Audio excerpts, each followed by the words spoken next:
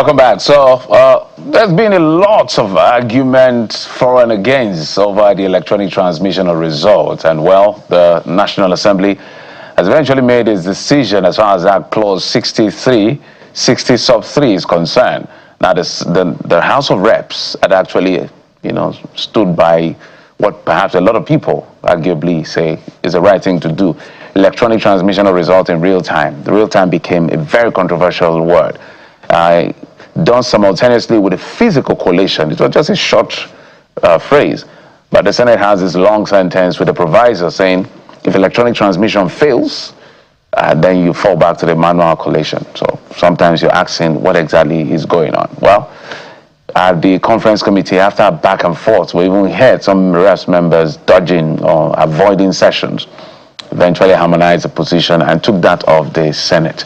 And Nigerians are enraged.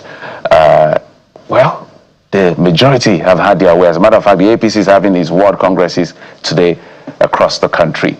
But that's not a conversation. We're going to bring in our guest, Mr. Peter Aka. He joins us from Abuja studio, representing Nigeria. He's known as Randy Peters on social media. Peter, good morning. Thank you for coming on the program. Good morning. Thank you for having me. Okay, so before we come to you for my first question, I want Nigerians who were not following yesterday what had played out, because there were things happening at plenary in both chambers and things happening outside the chamber. So let's take a listen.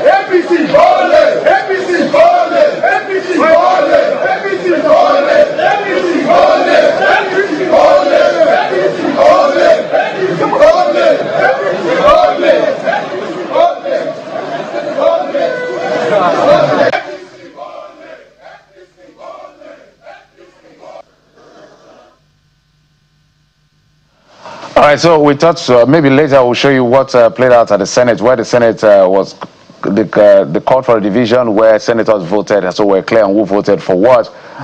Just context to that video you saw, clause by clause consideration after conference committee has harmonized it to show, okay, to agree on what has been harmonized in that sense. So they go clause by clause. They wanted to bunch it in 10. Some senators, some House of Reps members, opposition essentially saying, no, it's not going to work. Let them go clause by clause. And then they started going clause by clause, but the speaker, deputy speaker who was chairing the session, was just going in a quick succession. They were trying to call his attention to that clause 60, where they wanted to argue over it again, but the majority had their way eventually. That's the caption. That's why they're showing APC only. But while that was going on, things were also happening outside the premises of the National Assembly, where we understand protesters were tear gas. But one of the men who was there is Mr. Peters Aka. I'd introduced him just a moment. Mr. Aka, thank you so much yet again. I just needed Nigerians to see what played out inside. Maybe at some point we'll play what played out outside. But you have been on the field from the very beginning, agitating and insisting on real-time transmission of electronic transmission of results, real time and all of that. But tell us what played out yesterday outside and what's your impression as to the National Assembly giving finality to their decision yesterday. Thank you very much. At this point, it is up to Nigerians to either unite and end the APC reign of terror over Nigeria, or APC will be the end of a democratic Nigeria as we know it. Nigeria has become an open crime scene, and what we call government in Nigeria is literally organized criminality.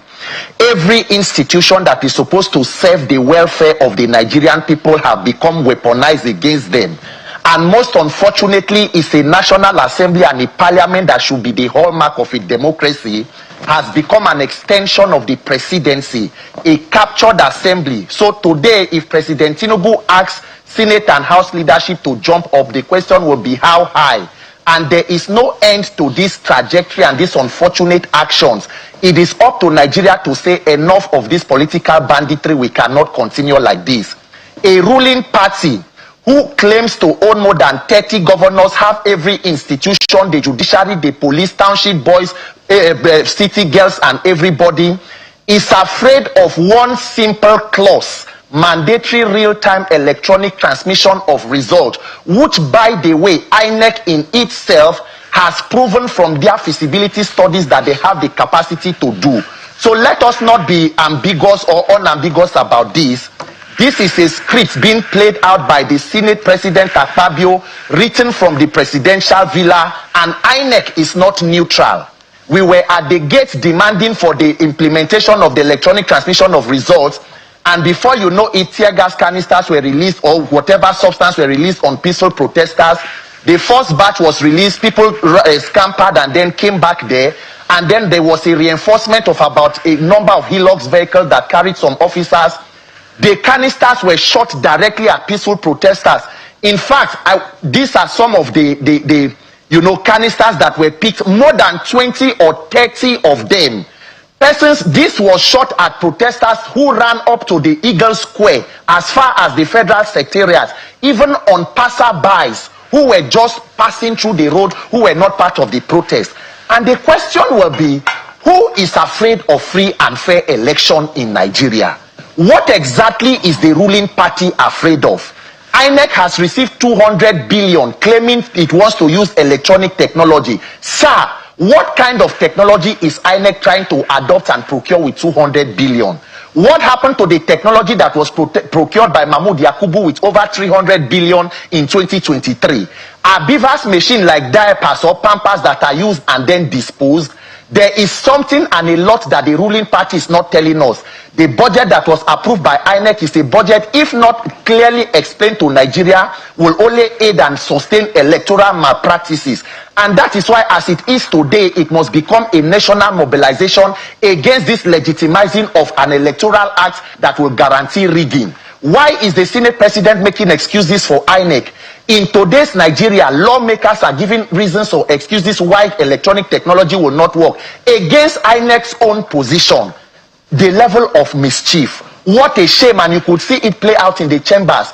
Lawmakers coming out to chant APC only, APC only, because in the face of all Nigerians and the world, leadership of the National Assembly are trying to brazenly ensure that they get a law that is going to legitimize electoral malpractice and election rigging. It is a shame, it is a travesty, and Nigerians who mean well for our lives must resist it, because for our lives to count, our votes must count.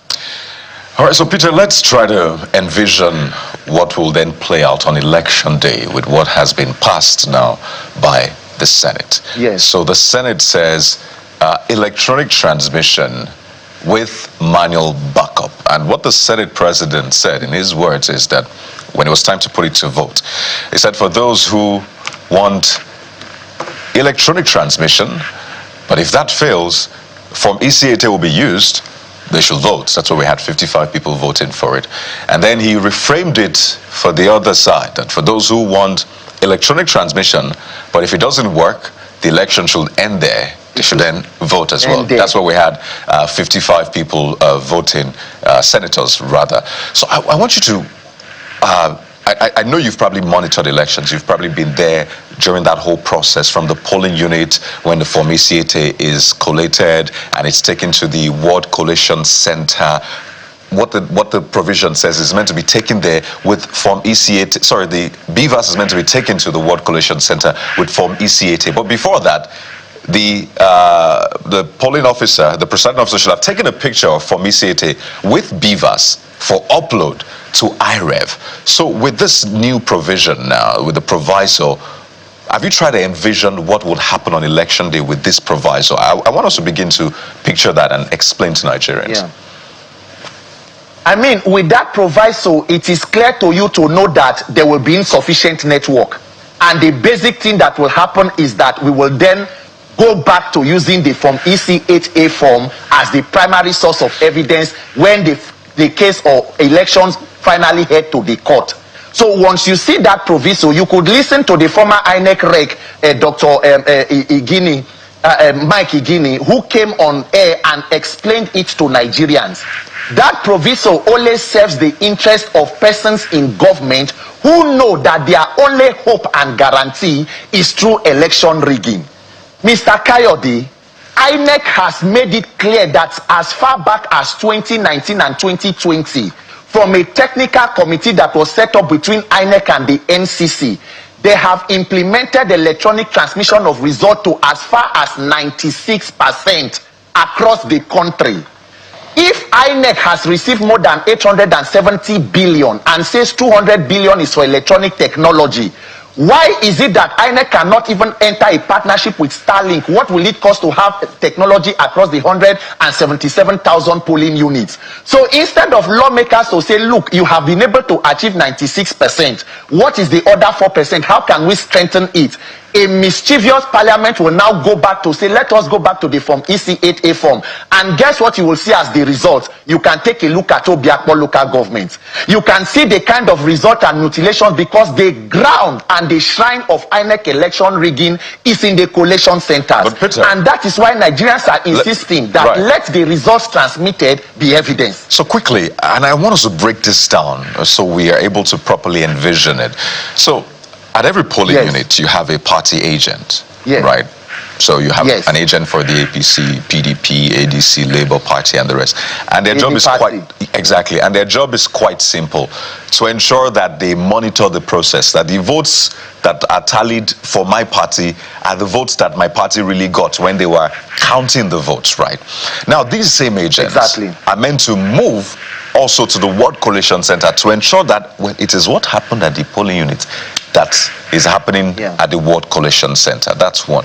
Two, we have voters in those polling units as well who usually stay behind and say, okay, you have to snap this thing and upload before you go. So are you saying that if peradventure they want to rig the election, what happens to these polling unit, these agents, these party agents? Aren't they there to ensure that this doesn't happen? Even the voters themselves, who are meant to mandate and say you have to snap this, are you saying that they also may fail in their duty to properly police that process?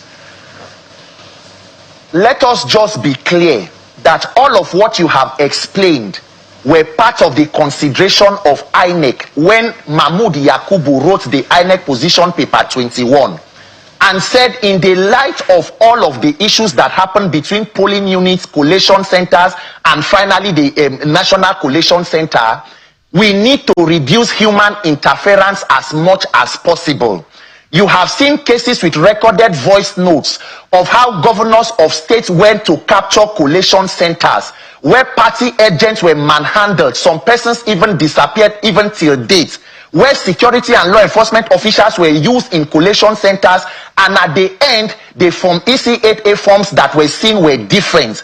That is why INEC in its own wisdom said, to reduce human interference, let what comes from the polling unit be transmitted in real time at that point to a central server where everybody has access to, so that between there and whatever later transpires, the results that everybody has countersigned, the presiding officer has also stamped on, becomes the evidence that will be admissible. Because Nigeria as it is today, there are strong men who have powers to envisage and to usurp whatever that happens within the system. And that is what gives credibility or gives strength to persons in the ruling party, where people can go as governors with personal security to collation centers and twist the entire process. Nigerians are saying INEC has done a feasibility study. INEC has set a record with their position paper. We want to reduce human interference from the process between voter registration, voting, and transmission. Let the results be transmitted in real time to a central place where everybody has access to, and not where people who are desperate for power can begin to undermine the process. I do not think that that is ambiguous. And anybody who is still saying that we must resort back to that Form EC8A form, If you have done a certain thing for long and it has ended up in little or more and more unfortunate incidents, repeating the same thing and expecting a different result, would that not be insanity?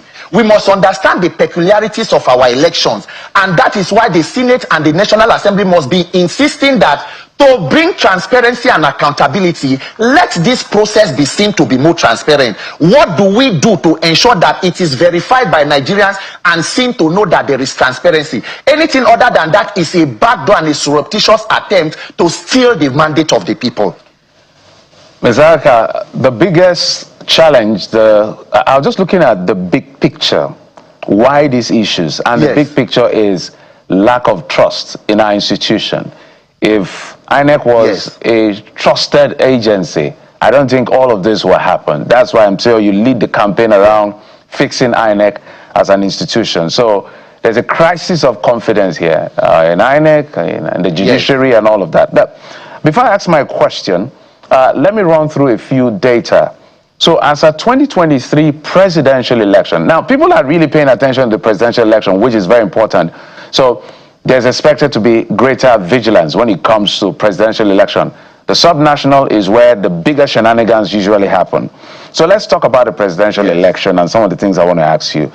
From the record of INEC IREV, I checked out yesterday, total of 176,846 polling units. Uploaded results in that election for presidential poll was 167,443 results, not uploaded about 9,403. So total uploaded results, whenever they finally came to about 94%. So we had just about 6% of election results not uploaded. And then, you know, there's a Form EC40G that has to do with when elections are cancelled or elections don't hold, that can override whatever has been perhaps published as Form EC80 because of what had happened. So this is the reality. Majority in democracy have now had their way. What is left now is for the president to either sign or not sign this piece of legislation into law. Let's assume, because it's his party, is going to sign this into law. What is the biggest advisory now, as a citizen and activist who is at the vanguard of ensuring that we have free, fair, credible election, which is fair to ask? What should citizens be doing right now? Everybody must mobilize nationwide and ensure that that bill is repealed and reenacted. The same way that the pressure was put on the National Assembly, because let us be clear about this. An Electoral Act amendment bill that is supposed to serve the interest of the country has taken almost 3 years to pass since 2023. The same National Assembly that changed the national anthem in 1 day. If President Tinubu wants to borrow money today from OPE to clear Pampe, he will get it under 5 minutes. But somehow, after spending more than 300 billion, they said there was a glitch. Until today, nobody has told Nigeria what caused the glitch. And then we have an electoral bill that has dragged almost less than a year into the next election. Everything is deliberate. The current INEC chairman is likely to be worse than Professor Mahmood Yakubu, because until INEC and the National Assembly comes to do an expose of what every penny in the INEC budget is to be used for, it is only going to sustain and aid electoral malpractices. Do you know that in INEC today, every election, contractors are awarded contracts for electronic technology to the tune of hundreds of millions? When there was a glitch in 2023, which of those contractors was brought to book? Which of them was prosecuted or questioned as to why the technology failed? But we have budgeted another 200 billion. So it is up to Nigerians to decide whether we want to remain hostages and taken hostage by a handful of desperate politicians who want to retain in power with or without the mandate of the people. So as it is today, Nigerians must mobilize and reject it, for the Senate to recall themselves and National Assembly and repeal that bill. And ahead of that, or beyond that, it must become a rallying point for mobilization ahead of 2027. Because even when that bill is passed, if it is eventually scales through, there will still be loopholes. Nigerian politicians can do, there is no extent to the level of crime and criminality desperate politicians will not get into. So Nigerians must know that this depends, our lives depend on it. There is no country where the vote of the people count, where leaders will act as irresponsibly and as reckless as what we see in Nigeria. Nigeria today. So as a people, this law is just a pointer to a problem, that elections have consequences, and that is where we are today. Buhari was the mistake that should never have been made. Tinubu is the consequence of that mistake. If we allow a consolidation of the criminality that took place in 2023, we are the collateral for bad governance. We are paying with our lives, as you can see in Kwara, in Benue Plateau, all over the country, in southern Kaduna. So the choice is ours to make. If we want to be accomplices to our own oppression, or we want to cooperate with our hostage takers, or we want to unite and fight for freedom. But as for us, a luta continua. I'm not a criminal. I want a better country. And this country, we do not die here. We live here. Nigeria must work in my lifetime. Every Nigerian must wake up and know that this is an assault. This is a coup against democracy. If you allow it to prevail, so Nigerian politicians will test your ability to take bad governance. Two things, Mr. Peter. To be realistic, is it realistic to expect them to rescind their decision after they just rescinded what they put out? You know, there was a clause that was rescinded and then adopted in the repeal and reenactment. That's on one hand. So is it really possible to expect all of that at the end of the day? Shouldn't the citizens be looking at how to manage the situation that is already at hand? Because, as a matter of fact, right now, we are racing against time. Literally. Against time, racing. Yes. We even worry about logistics because, the big picture. So what is really, I want you to speak to what is realistic. Nigeria belongs to all of us. And it is within their, my apologies, it is within their right as well to say they want a proviso to back up, whether they want to use it for rigging or whatever, or is for the right reason or the wrong reason. That's why we're arguing. But it's also within their right to say, this is what we want, and they've garnered the right majority to get what they want. You get my drift? No, it is not within their rights to usurp to use their powers against the people. It is within their rights to mirror the aspirations of people they represent. Let us not be confused. The issues of technology were settled by even technical committees from the, what do they call them? Public hearings that met with both houses and the committees. So this issue is just orchestrated by a handful of politicians with pressure from the presidency. It is not within the right of lawmakers to take away what is the popular demand of the citizens and what they know will enhance transparency. And on the issue of repealing and reenacting, it is unfortunate that when we began the campaign for these electoral reforms as far back as 2023, I have almost become a broken record. Some persons did not see reason for it. They felt, oh man, maybe it is not that important or we can get it. This delay we have today was deliberate. Everything you see going on, the confusion you see in the system is not coming out of the blues. It is a strategy to use confusion as a period and a way of manipulation. So in all of this, the citizens will become overwhelmed. Time has run out. What can we do? And within this, that is when you see politicians begin to strike. If Nigerians in a critical mass insist that the right thing to be done, it will be done. The same way they went on holidays and recalled themselves. But beyond that, I will continue to insist. Nigerians have the power to put pressure that what needs to be done, a clear bill is passed and then mobilize ahead of 2027. So in all that we do, I agree with you to the extent that we must not take our eyes off the goal, which is 2027 elections. But the road that lead up to 2027 is as important as what eventually happens there. It is up to Nigerians. We must ask ourselves the question, between the power of the people and criminals in power, which should be greater? Once the people decide that enough, it will be enough. But for as long as we continue to argue whether it can be done, it cannot be done, will it be done, then we give them the opportunity to consolidate on what is their plan. But once the people say this is what a majority wants, it will scale through. And that is really the idea of representation, right? That's what this form of democracy is meant to achieve. So there are 200 million plus people in Nigeria. Obviously, the 200 million plus people can't sit down to make every single decision. So democracy said, let's have people represent these 200 million people in groups from states, senatorial districts, or for House of Reps and the rest. And it's meant to be what the majority within those people decide that their representative then puts forward as a decision, really, because you can't have everybody choose the same thing.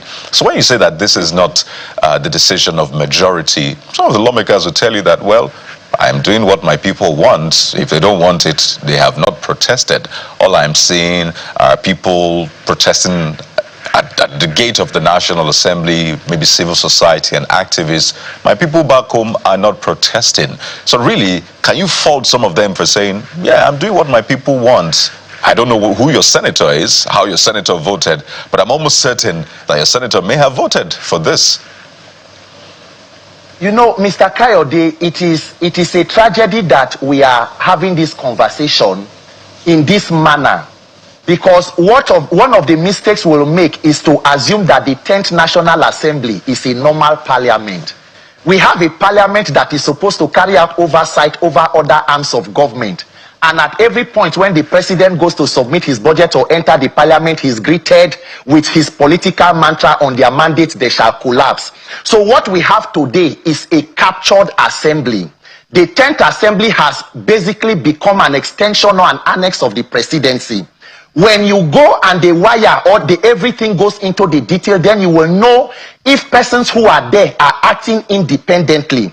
And do not also forget that we also need the benefit of hindsight to know how the persons who got there in the first place.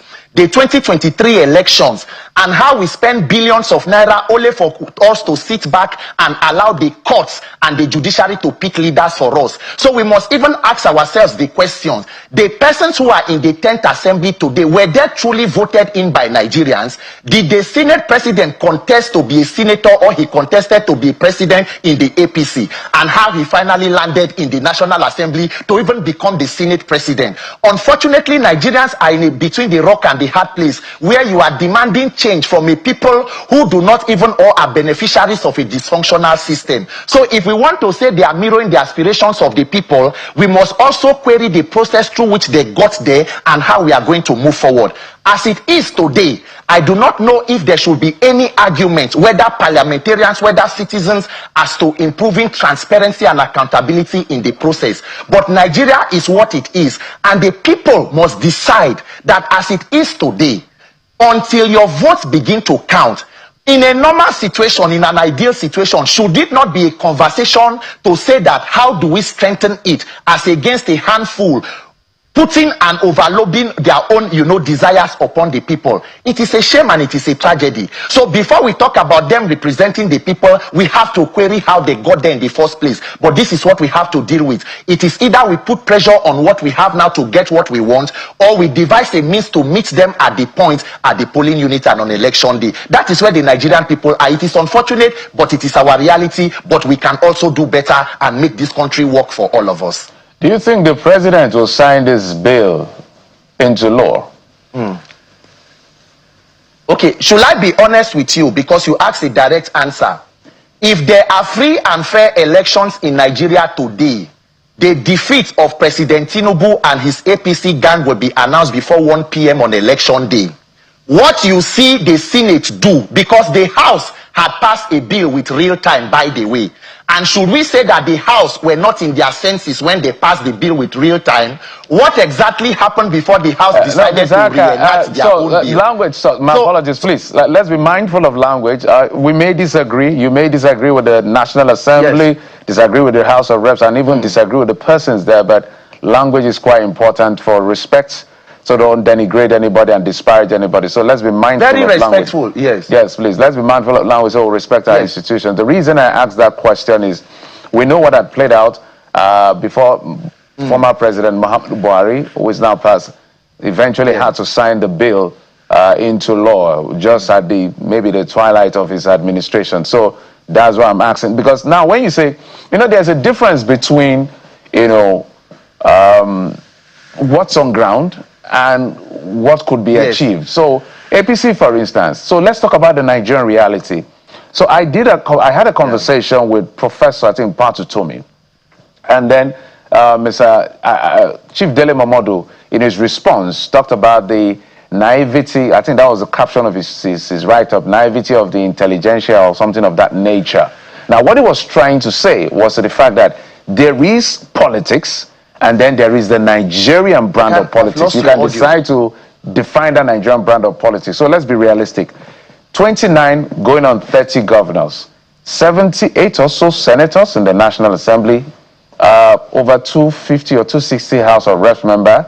So if you have all of these governors who are now members of the APC, technically, with the greatest sense of respect, most of these assemblies are appendages of the governor. They control these things, so they control local government. Yes. So you see the picture I'm painting.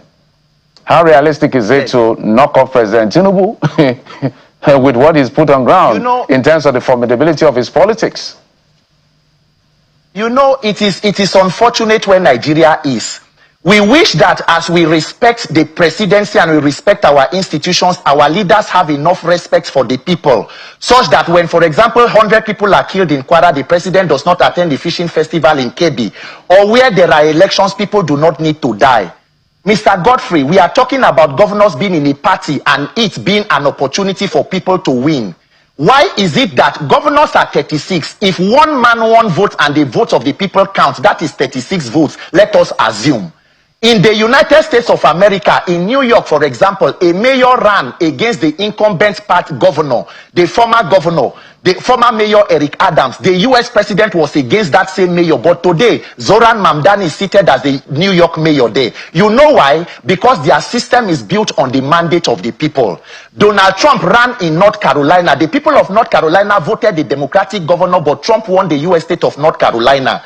But in Nigeria today, you know why all of us are concerned about people defecting to a party? Because somehow it confirms the argument that they have a role to play in deciding the outcome of that process. And that is why when people defect, you begin to say, oh, that they have so many governors. They do not have 30 states, they have 30 governors. And if those people vote as per one man, one vote, everybody has one vote. Right. And the citizens also have their votes. But why is it that their eventual moving to a party automatically decides how the result of that state turns out? This is a situation that Nigerians must address. If we fail to address it, we have handed Nigeria over to strong men and not strong institutions.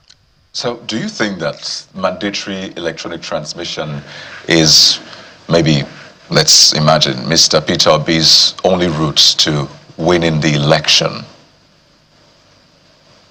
You know, Mr. Kayode, let me be very honest with you, because when we speak sometimes, it may seem like you have a particular interest. I have never met President Tinubu. I have never met most of the persons who are running for presidency. What we are saying is this: let there be elections that are seen to be free, fair, credible, and peaceful. Whoever that emerges from this process should be acceptable to Nigerians. Mr. Kayode, we should not spend billions of naira on a process and then we have a glitch. How can we have a situation where 93 million people register to vote, 87 million collect PVCs, less than 30 million come out to vote? President Tinubu is seated in the villa with less than 9 million votes as a mandate. In what exam does a person write and score less than 50% and is promoted to the next class? We as a people must decide to ask ourselves, what exactly do we want to achieve? Mr. Peter, you know that is the law. That is, it is also part of the electoral amendment. Right. Yes. Exactly. Yes. It is also part of the Electoral Act amendment. You know, because of all of that has been happening, a lot of emphasis have been laid on, this electronic transmission. The bill contains other clauses. Remember the clause that was talked about by Senator Seraki Dixon on moving the burden of proof from the petitioners to INEC. The issue of indirect primaries has also now been, been passed. Indirect primaries have been taken out, handing over more power to the political parties. Nigerians, including media and everybody, must become very concerned about this act. It is not even just the electronic transmission of results, but because we do not pay attention, even issues of the percentage that you should get. Remember how the tribunal or the Supreme Court administered and interpreted the case of if you should have 25% in how many states and Abuja. These are all issues that should be looked into so that the courts or the judiciary do not continue to rule on technicalities. And above all, we do not have a judicialization of our electoral process where we spend billions to conduct a process and then wait for the courts to choose our leaders. Besaka, it's a continuous struggle, as you say, a luta continua from your end and from everybody who is uncomfortable with the situation. But those who are comfortable, they are excited. So it's a mixed bag of everything. But at the end of the day, I think what all of us want is an election that we can trust the outcome, where if you win, we know you did not mobilize enough, not because you rigged or you cheated or you gamed the system. I think that's the aspiration. Whether we'll get there is still a question of aspiration and hope, but we must be grateful. We must thank you so much for coming on the program. As a matter of fact, electronic transmission of result is mandatory as we speak. The only challenge is that proviso. And Kayode and I will talk about that proviso over and over again, because collation will always be manual as far as we're concerned. So it's just sometimes language is quite important to describe these things. Yes. Right. Peter Aka, known as Randy Peters online, an activist, was transitioned now to national space. Thank you for coming on the program. Appreciate it. Thank you for having me. We'll take a break. When we come back after this break, we'll shift gears from elections to issues around governance, and that has to do with national security. Join us in just a moment.